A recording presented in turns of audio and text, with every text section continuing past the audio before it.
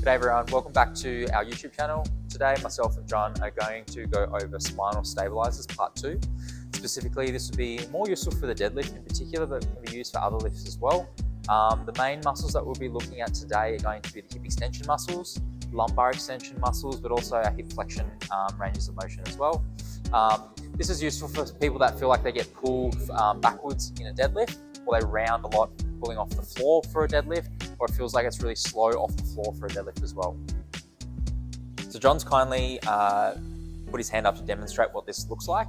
So essentially what this is going to look like is a lot of flexion or rounding through the lower back here as he pulls tension off the floor. And from this position here, it's quite slow and all the weight pushes back onto his heels, okay?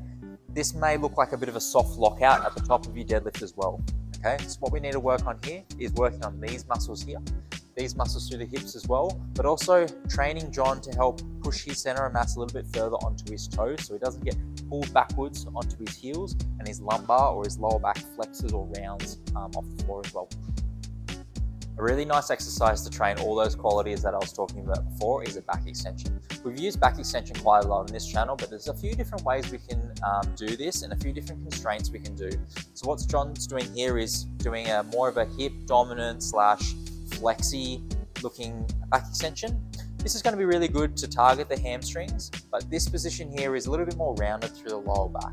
This isn't exactly what we need for the position that we were trying to train with John earlier with the deadlifts. So what John needs to do here is he needs to keep his chest up a little bit more in this position. So he needs to almost hold a bit of an arch through his lower back. And then from that position he is going down and hinging as he would normally for a back extension, maintaining this position through his lower back. That's great. Like I said before as well, controlling your center of mass is very important for being folded in the deadlift. So what you can do is if it's really hard to manage where your foot pressure is for an exercise like this, we can almost not cheat the exercise, but make it a little bit easier for you to find that position. So what John's going to do to find this forward center of mass is actually lift his heels off the platform here. So he's going to go into basically a tippy toe position where his heels are slightly off the floor or slightly off the platform. This is going to force him to use the front of his foot much more versus the heels.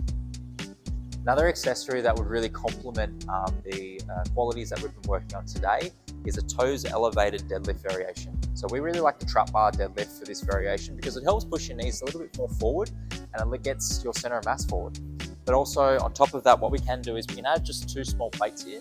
We can put your toes on there and that's just going to help promote that forward center of mass like we were talking about. What John's going to do, toes on the little plates there. From there, he's going to think about driving his knees fairly far forward over his feet there. And from that position there, he's just going to do it sort of like a normal sort of deadlift, wedging as he normally would, thinking about really driving his hips through as he comes up to the deadlift.